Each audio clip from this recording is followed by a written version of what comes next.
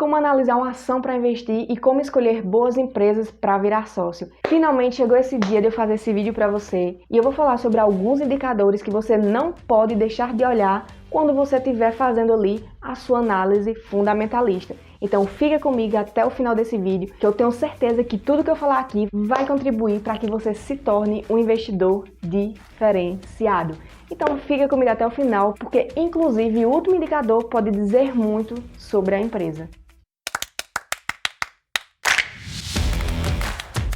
Meu nome é Laureline e sejam muito bem-vindos mais uma vez ao meu canal Negócios Arretados. E galera, eu não sei se vocês perceberam, mas eu acredito que sim, que eu mudei de cenário. Esse era o cenário de antes e agora vamos voltar aqui para o cenário atual.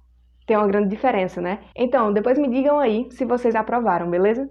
Vídeo passado eu falei sobre o passo a passo para você começar a investir em ações. Então lá eu falei sobre o que é uma ação, o porquê de investir em empresas, falei como identificar as possíveis empresas para você investir. Então tá super massa o vídeo, se você ainda não viu, eu vou deixar o card aqui para você ir lá e conferir, beleza? E um dos passos que eu falei lá é sobre você fazer a análise fundamentalista da empresa que você quer investir. Que aí você vai olhar para o histórico da empresa e você vai ver a partir dos dados dela se aquela empresa é realmente uma boa empresa para investir ou não. Hoje você tem acesso a diversos sites gratuitos que você pode estar utilizando para você pegar os indicadores para fazer a sua análise fundamentalista. Você tem aí Status Invest, Fundamentos, Fundamentei e eu particularmente uso mais o Status Invest, mas eu vou deixar aqui o link na descrição de todos eles para que você possa dar uma olhada. Então você tem lá diversos indicadores, é muita informação e muitas vezes você pode ficar perdido sem saber por onde começar. Então hoje eu vou trazer aqui os 6 indicadores que você não pode deixar de olhar para você fazer a sua análise fundamentalista. Eu quero ver você assistir esse vídeo até o final e dizer que não sabe analisar uma empresa minimamente. Então vai ficar comigo, né? Até o final. Então simbora!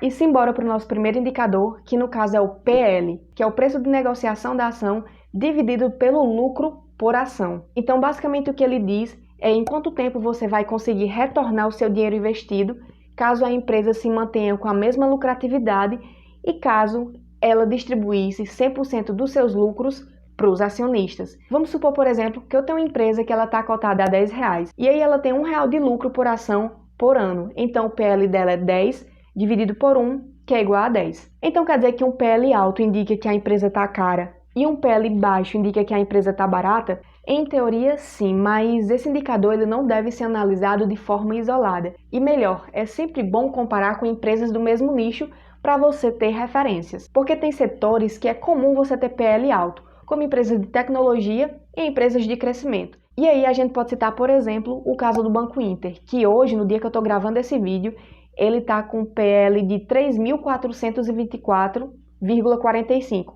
que é um PL muito esticado, principalmente se você for comparar com outros setores. Então, se o Banco Inter não cresceu seus lucros, isso quer dizer que ele vai demorar mais de 3.400 anos para devolver o valor investido. Mas à medida que o Banco Inter vai crescendo seus lucros, ele vai conseguindo justificar ao longo do tempo esse PL tão alto. Isso vai acontecer? Poxa, infelizmente, eu não sei, inclusive queria saber. Mas o que esse valor alto de PL nos diz é que as pessoas estão otimistas com o ativo. Então elas acreditam que no futuro ele vai ter uma baita valorização que justifique esse preço tão alto aqui no presente. E se um PL tiver negativo, o que é que significa?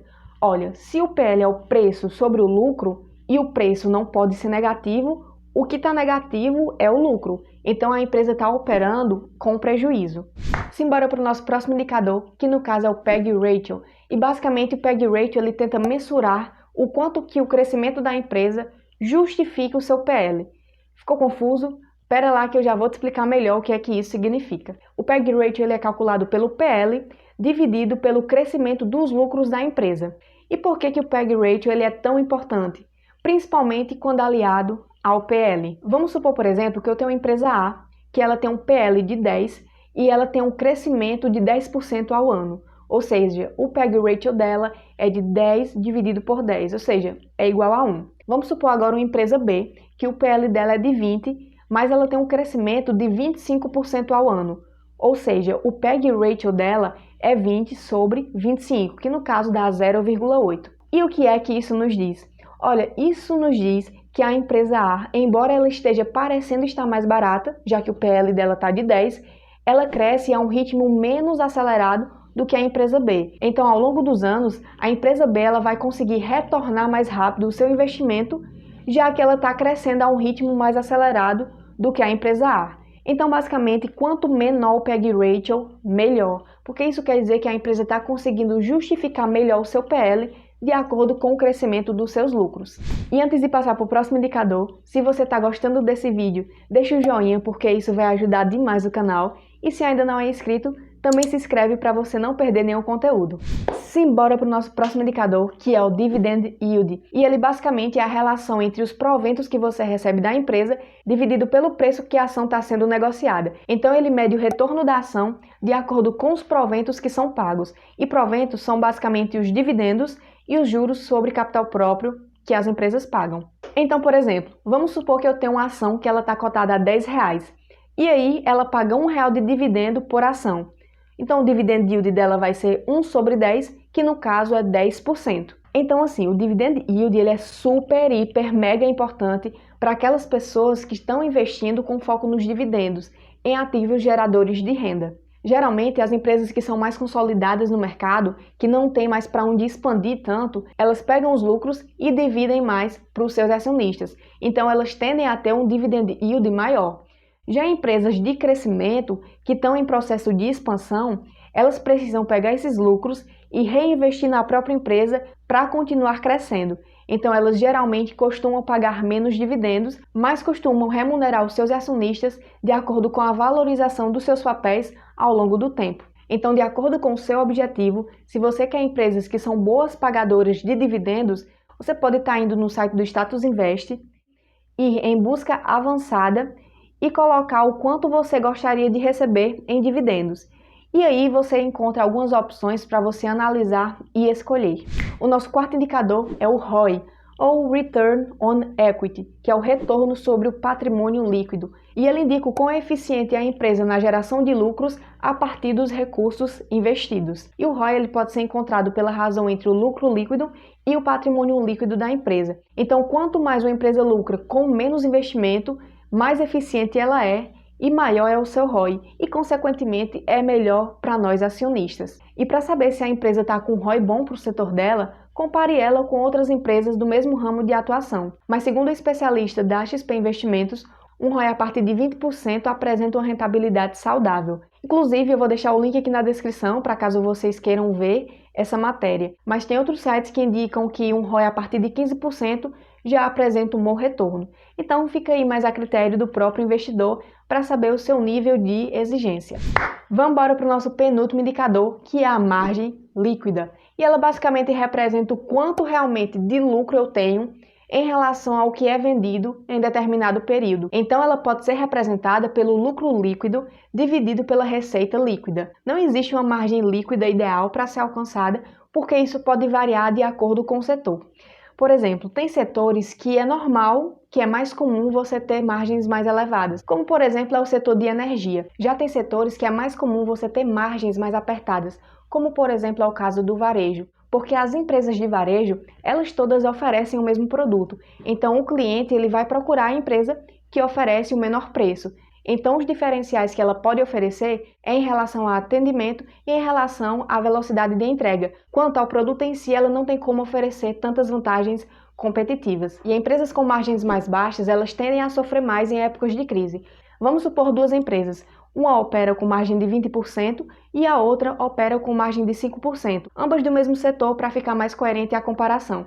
E aí acontece uma crise e, naturalmente, a procura por produtos e serviços diminui. E as empresas, elas tendem a diminuir os seus preços. Então, a empresa que opera com a margem maior, ela tem uma folga para diminuir os seus preços e ainda assim operar com lucro. Já a empresa que tem a margem de 5%, ela corre o risco de operar no prejuízo caso ela diminua os seus preços. Então, você tem que ficar ciente da margem líquida das empresas que você investe. E finalmente chegamos no nosso último indicador, que é a governança corporativa. Cara, dependendo de quem esteja à frente da empresa, ela pode ir de mal a pior, pode ir de boa a muito ruim ou de ruim a muito boa. Então faz total diferença. Imagina que numa empresa não é fácil você gerir e conseguir alinhar objetivos e metas que estejam de acordo com os principais interesses do negócio e dos seus acionistas. E existem algumas formas da gente entender se a empresa ela apresenta uma boa governança. A primeira delas é em relação ao nível de governança na B3. Na Bolsa de Valores, a gente tem 5 níveis de governança. Nós temos o Bovespa+, nível 2, Bovespa+, nível 2, nível 1 e novo mercado. E dependendo do nível que a empresa esteja listada, isso diz muito sobre a transparência dela e sobre o comprometimento dela em proteger os acionistas menores, que no caso é o TEG A Long, que quanto maior ele for, melhor. Existem várias outras exigências que ela deve cumprir de acordo com o nível de governança, e o que oferece maior transparência para nós investidores é o nível do novo mercado. Outra forma bem simples de você saber mais sobre quem está à frente da empresa é você pegar o nome do CEO da empresa e colocar no Google. Então lá você vai poder ver o histórico dele, por onde ele já passou, se ele fez bom trabalho em outras empresas e várias outras informações que você pode estar obtendo com uma simples pesquisa. E o último ponto que é super, hiper, mega importante é se as pessoas que estão na governança têm skin in the game, ou seja, se eles têm a pele deles em risco, ou melhor, se eles têm ações da própria empresa. Porque imagina, você é CEO da empresa e não tem ações dela.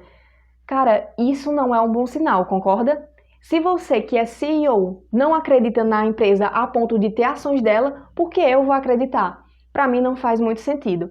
Então você pode estar olhando isso no site de RI das empresas. Para exemplificar aqui para vocês, a gente vem aqui no site de Relações com Investidores da Oi, por exemplo, e aí vamos aqui em Documentos da CVM. Aqui embaixo a gente tem valores mobiliários negociados e detidos. Vamos pegar, por exemplo, esse aqui de fevereiro de 2021. Ó, o que a gente tem aqui? Que o Conselho de Administração da Oi possui um total de 7 ações.